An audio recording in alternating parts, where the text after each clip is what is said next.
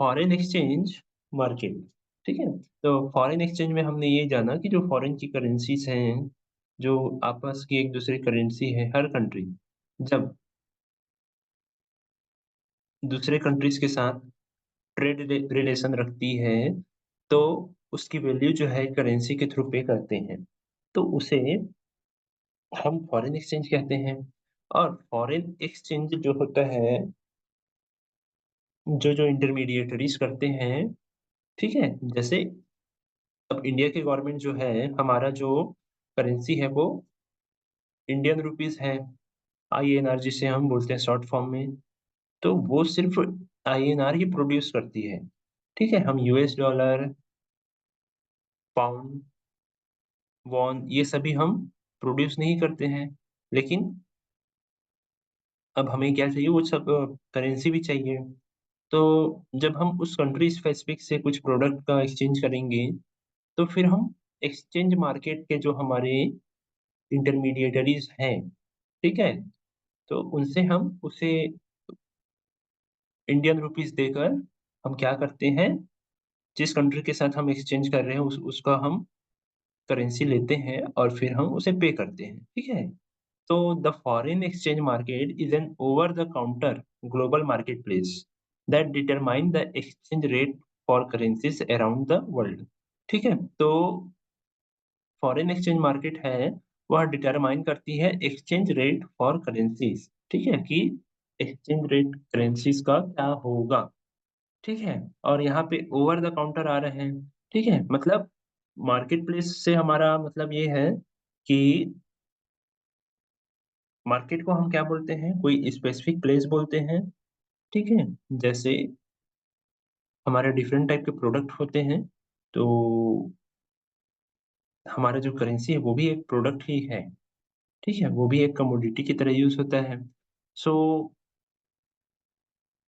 जो exchange market है वो ओवर द काउंटर होता है। दैट मीन्स कि वो ऐसे मार्केट में नहीं होता, उसके लिए स्पेसिफिक काउंटर होते हैं। वो काउंटर आपके बैंक हो सकते हैं। ठीक है, मनी के जो एक्सचेंज करते हैं वो सेंटर्स, ऑथोराइज्ड मनी सेंटर्स आपके काउंटर्स होते हैं, जिसे ओवर द काउंटर बोलते हैं, और वो ग्लोबली रूप से ही चलेंगे।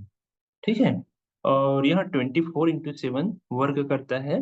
वीक में कोई एक दिन उन लोग आप छुट्टी रखते हैं। ठीक है, और 24/7 ये रन करती है, क्योंकि डिफरेंट कंट्रीज के डिफरेंट टाइम जोन रहते हैं, और वो उस हिसाब से मार्केट एक्सचेंज प्रोसेस को करते हैं। ठीक है, तो यहाँ पे हमने देखा कि एक्सचेंज मार्केट जो है वह एक over the counter global market place है, जो एक्सचेंज रेट को डिटरमाइन करता है। ठीक है, participant in this market can buy sale exchange and speculate on relative exchange rate of various currency pairs. ठीक है, तो यहाँ पे हम देखते हैं कि जो मनी है उसे हम बाय करते हैं, सेल करते हैं, एक्सचेंज करते हैं और स्पेकुलेट भी करते हैं। ठीक है, स्पेकुलेशन करना भी उसकी एक खासियत है। जो इंटरमीडिएटरीज या जो पर्सन्स रहते हैं, वो शॉर्ट टर्म में प्रॉफिट कमाने के लिए, जब उन्हें लगता है कि करेंसी की वैल्यू हाई होगी या शॉर्टेज होने वाली है, तो वो क्या करते हैं, अपने पास स्टोर करने लगते हैं, सो दैट कि उससे वो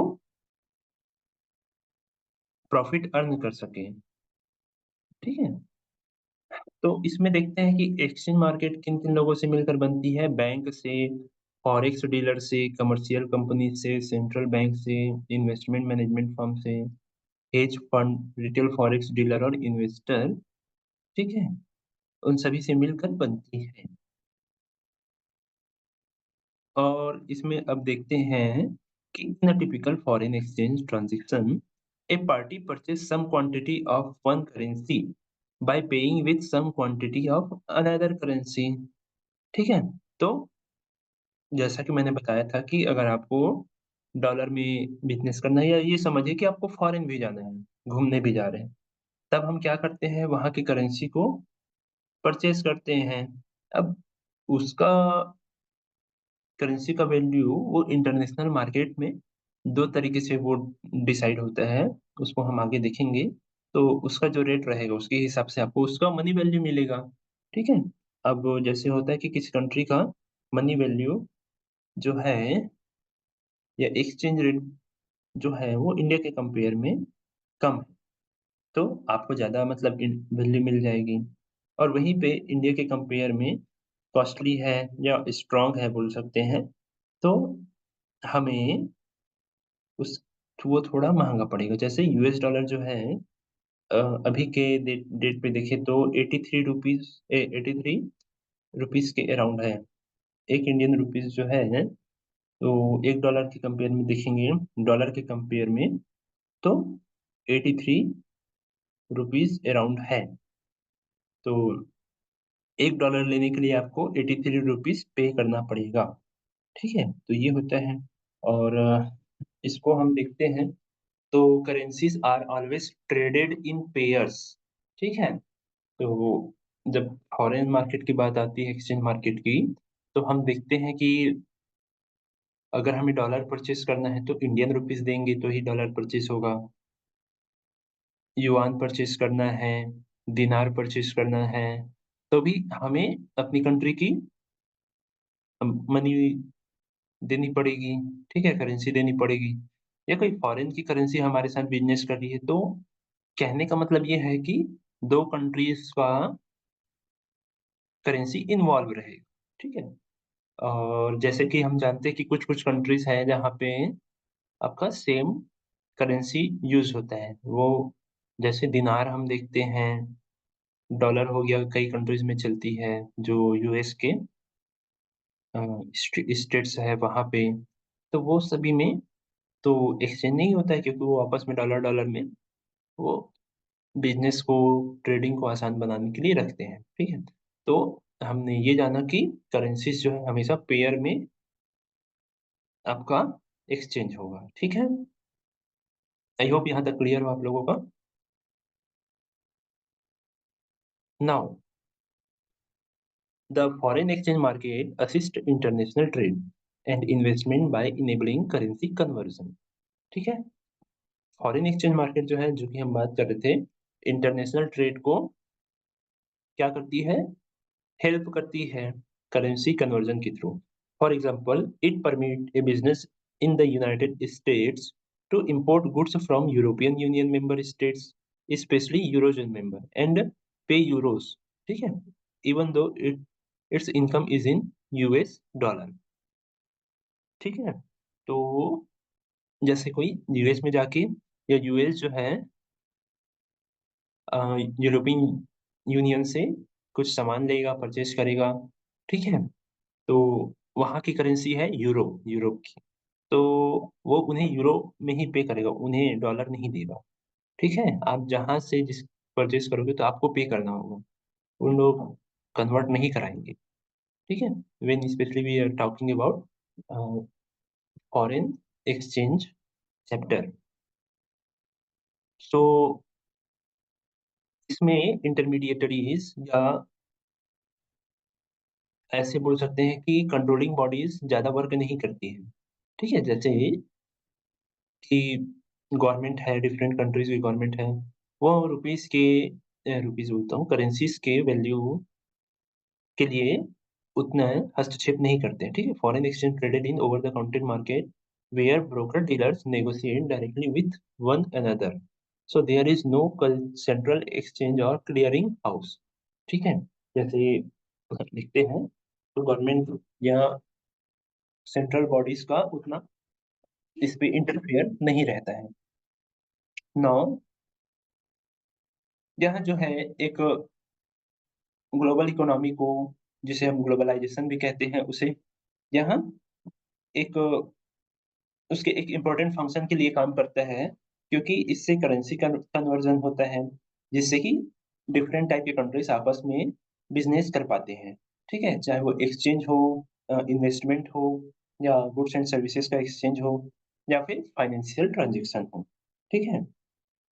तो इंडिया में जो एक्सचेंज मार्केट है, वो फॉरेन एक्सचेंज मैनेजमेंट एक्ट जिसे हम फेमा बोलते हैं और फॉरेन एक्सचेंज रेगुलेशन एक्ट के थ्रू वहाँ गवर्न होता है, ठीक है? फेमा और फेरा जिसे हम बोलते हैं शॉर्ट में, तो 4th पैराग्राफ देखिए, तो वो गवर्न किससे होता है? फेमा और फेरा से, ठीक है? The apex body on this matter in India is the RBI which regulate the law and is responsible for all की अप्रूवल्स, ठीक है? तो फॉरेन करेंसीज़ से रिलेटेड जो भी मैटर रहेंगे वो फेमा और फेरा के अंदर लिखित आपके रूल्स हैं, वहाँ से वो गवर्न होते हैं और इनसे संबंधित जो मैटर है वो आरबीआई देखता है, ठीक है? तो यहाँ पे फॉरेन एक्सचेंज मार्केट को फॉरेक्स भी बोला जाता है, FOREX फॉरेक्स भी बोला जाता है और ठीक है? और इसमें इंटर बैंक मार्केट भी कहते हैं, क्यों कहते हैं? लास्ट हमारा पैराग्राफ देखिए, most foreign exchange dealers are bank, so this behind the scene market is sometimes called the inter bank market, ठीक है? हाँ, अब आते हैं mechanism of determining currency values. तो ये 2 तरीके से होता है, ठीक है? तो एक होता है फ्रीली फ्लोटिंग, दूसरा होता है फिक्स्ड और पेग्ड। तो फ्रीली फ्लोटिंग में जैसे हम यहाँ देख रहे हैं कि फ्री फ्लोट है, मतलब free floating currencies are those whose relative value is determined by free market force such as demand supply relationships, ठीक है? तो अब हम ये देखते हैं कि जब कोई कंट्री करेंसी के एक्सचेंज रेट को गवर्न नहीं करती है और उसे मार्केट के ऊपर छोड़ देती है कि वो मार्केट के हिसाब से अप डाउन होता रहे, अपना वैल्यू सेट करता रहे, तो उसे हम कहते हैं फ्री फ्लोटिंग, ठीक है? तो फ्री फ्लोटिंग में जैसे हम मोस्टली आजकल आज के समय में जो करेंसीज़ हैं, चाहे वो यूनाइटेड स्टेट डॉलर हो, यूरो हो, स्विस फ्रैंक हो, इंडियन रुपीज़ हो, पाउंड स्टर्लिंग हो, द जापान येन हो या ऑस्ट्रेलियन डॉलर हो, तो वो क्या है? फ्री फ्लोट है। जैसे इंडिया की करेंसी के बारे में हम जान रहे हैं कि इसका डॉलर के कंपेयर में $1 के कंपेयर में वैल्यू है एप्रॉक्स 83 रुपीज़, ठीक है? तो ये तो एक हम जान रहे हैं कि हम महँगा पड़ रहा है, तो हम चाहते तो $1 बराबर इंडियन व एक 1 इंडियन रुपीज़ कर सकते थे, लेकिन हम क्यों नहीं कर पाते? क्योंकि हमारी जो पॉलिसीज़ है वो किसे एडवोकेट करती है? फ्री फ्लोटिंग को एडवोकेट करती है और उसमें ये होता है कि हमारी जो फ्री मार्केट फोर्सेज़ हैं, वो जितना मार्केट में डिमांड और सप्लाई हो रहा है इंडिया का, उसके बेस पे वो क्या करती है? निर्धारित होती है वो, ठीक है? वहीं पे दूसरा है फिक्स्ड और पेग्ड। तो इसमें कंट्री की जो गवर्निंग बॉडी रहती है, तो वो अपनी कंट्री की वैल्यू सेट करती है, ठीक है? तो ऐसे सेट करने में सऊदी अरब की कंट्री है, अ, सऊदी अरब है, यूनाइटेड अरब इमिरेट्स हैं, ओमान है, कतर है, हांगकांग है, ठीक है? सो ओमान और कतर में रियाल चलता है करेंसी, यूएई में दिनार चलता है, ठीक है? तो ये बेसिक-बेसिक चीज़ें हैं, कौन-कौन सी कंट्री में कौन-सी करेंसी चलती है। तो ये बेसिक चीज़ है, उसको आप लोग ज़रूर देख के रखिएगा इस चैप्टर को जब पढ़ेंगे तो। नेक्स्ट हम आते हैं करेंसी डिमांड डायनामिक्स। तो हम ये देखते हैं कि किसी भी कंट्री में करेंसी की डिमांड किस तरीके से आती है। अब हम ये देख रहे थे कि इंडिया हर चीज़ को खुद से करने में सक्षम हर चीज़ का प्रोडक्शन करने में सक्षम नहीं है। या दूसरी बात ये है कि यहाँ हर क्वालिटी का प्रोडक्ट नहीं मिलेगा। कुछ कंट्रीज़ ऐसे हैं वर्ल्ड के जो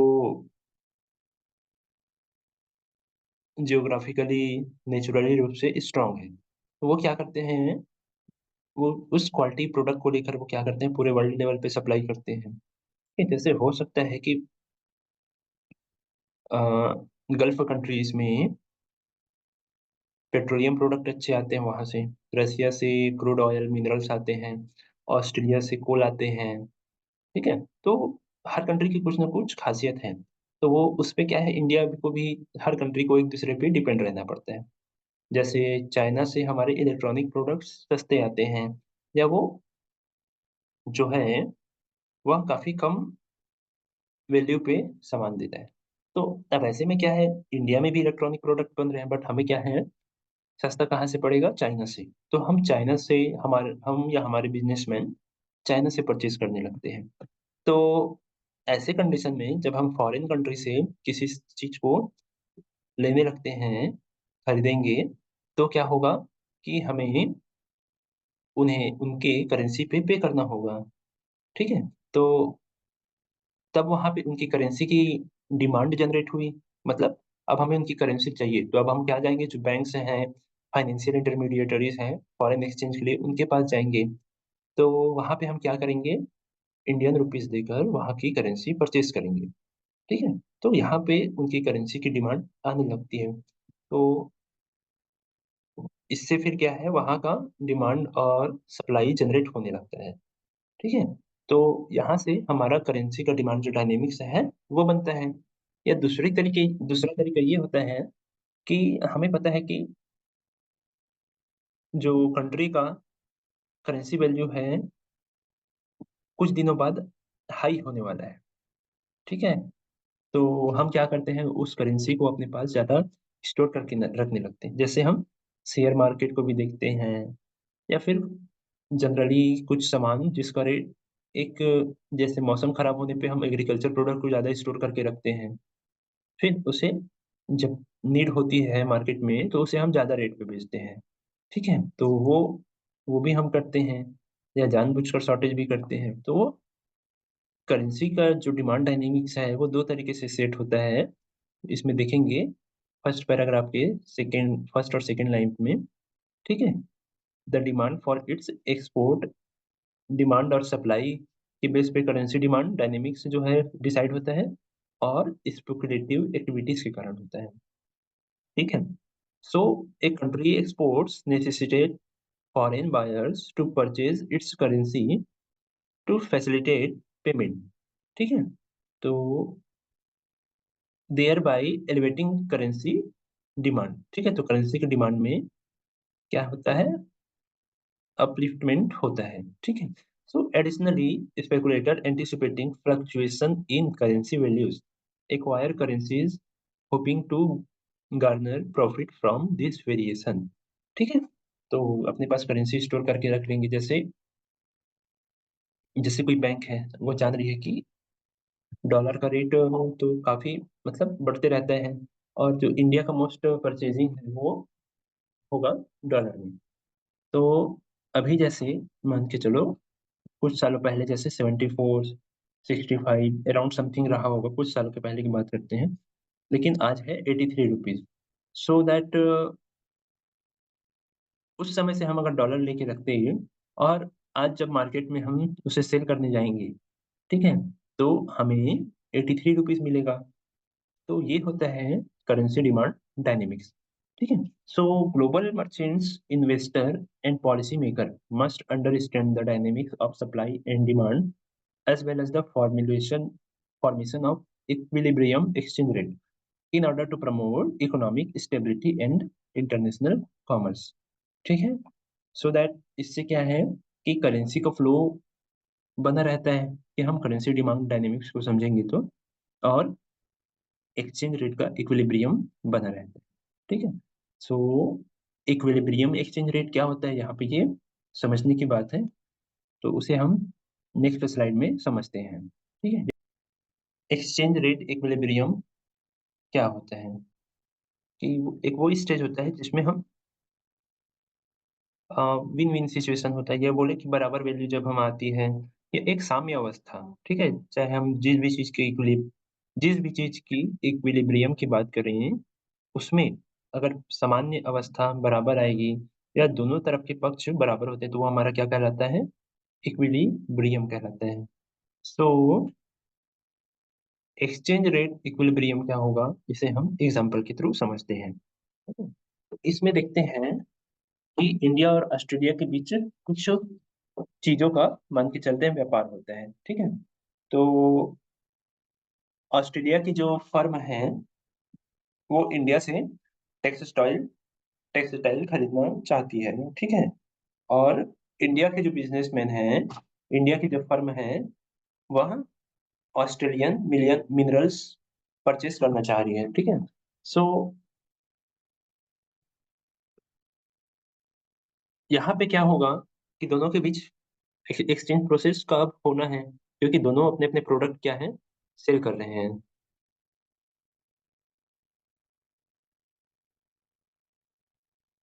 ठीक है? तो इंडिया के जो हमारे जो सेलर हैं, वह पेमेंट करना चाहते हैं, वो पेमेंट किसमें चाहते हैं? इंडियन रुपीज़ में आए। वहीं पे ऑस्ट्रेलियन सेलर जो हैं, वह चाहते हैं कि ऑस्ट्रेलियन डॉलर में उनके पास पेमेंट आए। मतलब दोनों अपनी-अपनी करेंसी में पेमेंट चाह रहे हैं, ठीक है?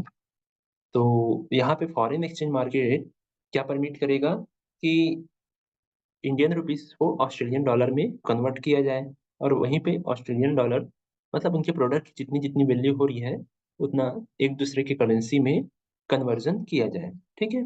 सो यहाँ पे एक इक्विलिब्रियम आ रहा है कि दोनों जितने बराबर वैल्यू के हो रहे हैं, जितने में बराबर हो रहे हैं, उतना डिमांड और सप्लाई किया जाएगा, ठीक है? So an equilibrium exchange rate materialize where demand and supply of Australian dollar and Indian rupees balance out so that there is trading happens between Australian and Indian firms, ठीक है? वहीं पे ये होता है हमारा क्या? Exchange rate equilibrium.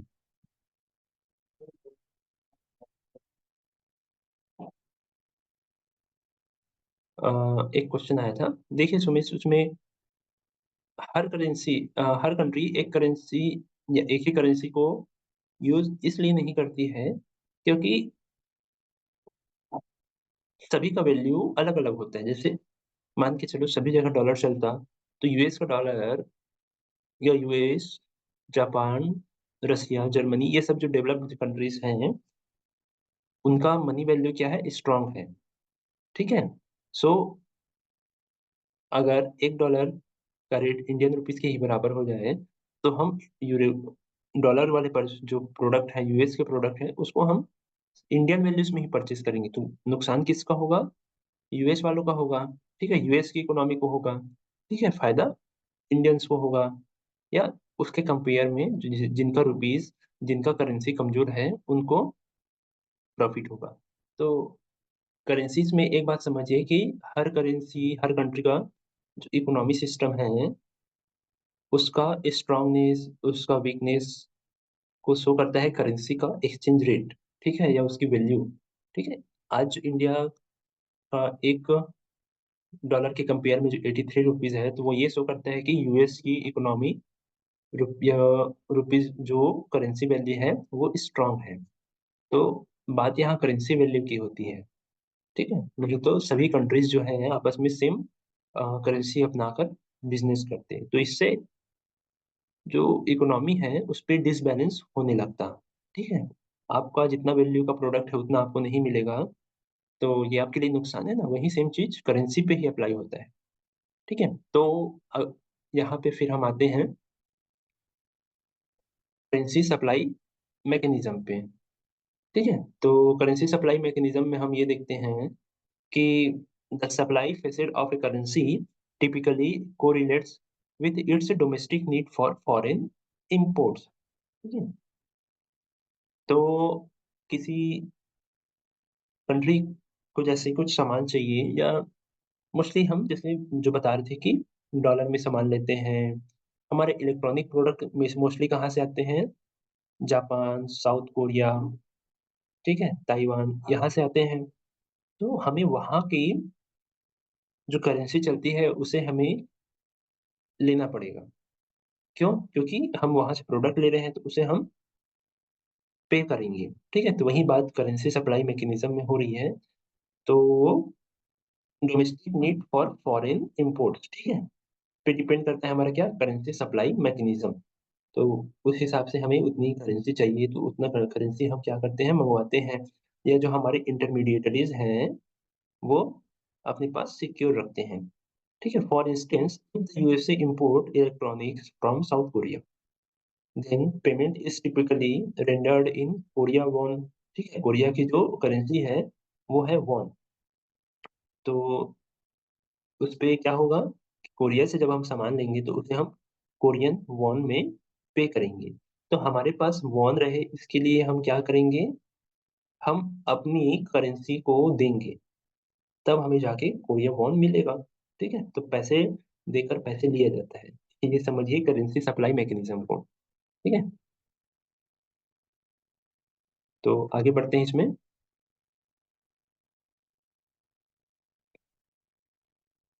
तो अब हम ये जान रहे हैं कि करेंसी की जो वैल्यू है वो ऊपर-नीचे होती रहती है। आज किसी कंट्री की मनी वैल्यू वीक है, तो हो सकता है धीरे-धीरे वो अपनी मनी वैल्यू सुधार ले, ठीक है? या जिसकी स्ट्रॉन्ग है उसकी वीक हो जाए या ऊपर-नीचे होते रहता है। ये फ्लक्चुएशन क्यों आता है? तो ये फ्लक्चुएशन आता है उस कंट्री के इकोनॉमिक परफॉर्मेंस पे, ठीक है? तो किसी कंट्री की इकोनॉमिक्स अ, डेवलप्ड है, डेवलपिंग है, कितना फॉरेन कंट्रीज़ के साथ वो एक्सचेंज कर रही है, कितने वैल्यूज़ के वहाँ प्रोडक्ट उनसे ले रही है और ऐसा भी होता है कि ज़्यादा एक्सपोर्ट और इम्पोर्ट पर सिर्फ़ सिर्फ़ एक्सपोर्ट पर ही बिलीव थोड़ी कर रही है, ये इम्पोर्ट पे ही बिलीव कर रही है। तो वैसे में क्या है उनकी इकोनॉमी जो है वन साइडेड होने लगती है। तो वो भी उनकी इकोनॉमी को डिटरमाइन करता है जिससे एक्सचेंज रेट जो है वो फ्लक्चुएट होने लगती है। ठीक है? सो इकोनॉमिक परफॉर्मेंस वहाँ पे मैटर करता है। देन इन्फ्लेशन और इंटरेस्ट रेट वहाँ पर क्या करता है, एक्सचेंज रेट को प्रभावित करता है। ठीक है? जैसे मान के चलते हैं कि इंडिया में जो इंटरेस्ट रेट है बैंक आरबीआई द्वारा मोस्टली इंटरेस्ट रेट डिसाइड किया जाता है, डिटरमाइन किया जाता है। तो मान के चलो आरबीआई ने अगर हमारे बॉन्ड्स पे, इन्वेस्टमेंट पे, सेविंग पे या जो भी हमारे फाइनेंशियल प्रोडक्ट हैं, उस पे वो अच्छे इंटरेस्ट रेट देने लगें। तो इससे क्या है फॉरेन की जो कंट्रीज़ हैं, मार्केट है, वो इंडिया में इन्वेस्टमेंट करने लगेंगे या इन्वेस्टमेंट करने लगेंगे। फिर उन्हें क्या होगा, अच्छे रिटर्न आने लगेंगे। लेकिन जब वो इंडिया में मान के चलते हैं फॉर एग्ज़ाम्पल इंडिया में इन्वेस्टमेंट करते हैं, तो इन्वेस्टमेंट वो ज़ाहिर-सी बात है इंडियन रुपीज़ में अपना जो मनी है उसको कन्वर्ट करेंगे, तब जाके वो इन्वेस्टमेंट कर पाएँगे, उतना वैल्यू दे पाएँगे, ठीक है? तो यहाँ के वैल्यू के हिसाब से जो रहेगा, तो उसपे क्या करेंगे, वो फिर एक समय बाद जब उन्हें इंटरेस्ट मिलने लगेगा, रिटर्न आने लगेगा, तो उससे क्या है वो बेनिफिट उठाने लगेंगे, ठीक है? ठीक उसी तरह जब महँगाई दर बढ़ेगी, तो जो चीज़ रियल वैल्यू जिसकी होनी चाहिए उससे महँगा मिलेगा। तो इससे क्या है लोग सामान खरीदना कम खरीदेंगे और लोग सामान कम खरीदना शुरू किए, तो इससे क्या है हमारा डिमांड जो है मार्केट में कम होने लगती है और डिमांड कम होगी मतलब हमारे पास करेंसीज़ कम आने लगेंगी। करेंसी कम आई मतलब हमारा जो है करेंसी वैल्यू वह कम होती जाएगी, ठीक है? तो इन्फ्लेशन और इंटरेस्ट रेट भी हमारे एक्सचेंज रेट को प्रभावित करते हैं। देन ट्रेड बैलेंस, ये ट्रेड बैलेंस को हम बिज़नेस एनवायरनमेंट के चैप्टर में हम सेकंड, थर्ड यूनिट में भी देख रहे होंगे, जिसे हम बैलेंस ऑफ पेमेंट भी कहते हैं। जब कंट्रीज़ आपस में बिज़नेस करती हैं, तो कई बार पेमेंट जो होता है, वह तुरंत नहीं हो पाता या उस जो सिचुएशन है, उस पे हम क्या है, उसे हम बिना पेमेंट किए रखते हैं, बैलेंस बना के रखते हैं। इससे क्या है हमारी जो एक्सचेंज रेट है, मनी वैल्यू है, वो भी प्रभावित होती है थ्रू द ट्रेड बैलेंसेस, ठीक है? Now stability of a country also determine the exchange rate, ठीक है? तो जैसे बात करते हैं अगर हम देखेंगे, तो जो डेवलप्ड कंट्री हैं, ठीक है? वो क्या हैं, इकोनॉमिकली रूप से स्टेबल हैं, उनकी जो इकोनॉमी है एक मैच्योर स्टेज पे पहुँच चुकी है। तो उनका जो करेंसी वैल्यू है, वो बाकी कंट्रीज़, डेवलपिंग कंट्रीज़ के कंपेयर में स्टेबल है, ठीक है? और वहीं पे जिसकी इकोनॉमी या जिस कंट्री की हालात अच्छे नहीं होते, उनका एक्सचेंज रेट जो है फ्लक्चुएट करते रहता है, ठीक है? देन मार्केट एक्सपेक्टेशन में होता ये है, जैसे मैंने बताया था कि स्पेकुलेशन होता है, शॉर्ट सेल होने लगती है, स्टोरेज होने लगती है, कि मार्केट में करेंसी का वैल्यू थोड़े समय बाद बढ़ेगा, तो फिर वो क्या करते हैं, उसे शॉर्ट सेल करने लगते हैं। तो हाई इंटरेस्ट पाने के लिए जब शॉर्ट सेल करने लगते हैं, तो उसे हम हाई मार्केट कहते हैं। तो कई बार मार्केट एक्सपेक्टेशन जो है, तो वो भी हमारे एक्सचेंज रेट को क्या करते हैं, डिटरमाइन करते हैं। नाउ ये था हमारा फ्लक्चुएशन इन एक्सचेंज रेट, ठीक है? ठीक है? So fluctuation in the exchange rate में हमने जो 5 पॉइंट देखे, उसके बाद हम आते हैं इसके ग्लोसरी वाले पार्ट पे, ठीक है? जो कि एक आपके चैप्टर्स के लास्ट में बहुत सारे दिए गए हैं, पर फिर भी उसमें से जो मुझे 4 सही लगे, जो अलग से तो आप लोगों को पढ़ने चाहिए। तो इसमें हमारा जो सबसे पहला है, foreign exchange dealer association of India, ठीक है?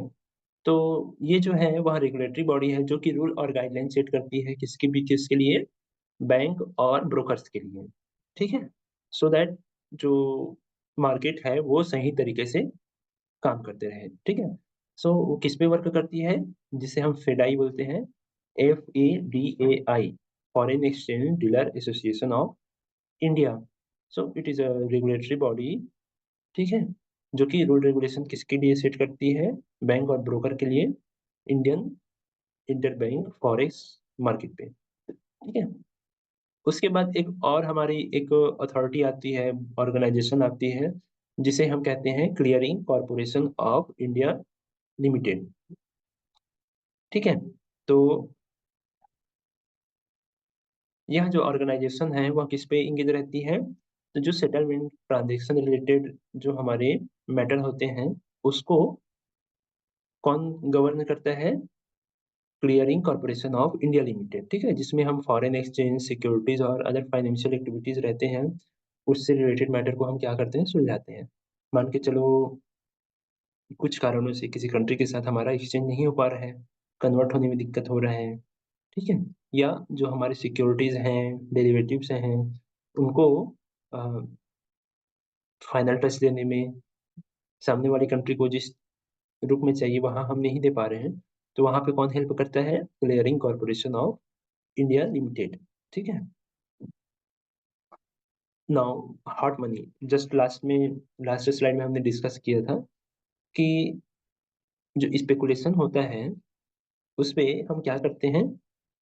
हाई इंटरेस्ट कमाने के लिए कम समय में हम जो करेंसीज़ है, कैपिटल है, उसको क्या करते हैं? फ्रीक्वेंटली ट्रांसफर करने लगते हैं, ठीक है? तो इससे हम क्या है वहाँ पे जो इंटरेस्ट रेट है, वो हम ज़्यादा क्या करने लगते हैं? कमाने लगते हैं, ठीक है? तो hot money is the capital that is frequently transferred between financial market to ensure the highest short term interest rates, ठीक है?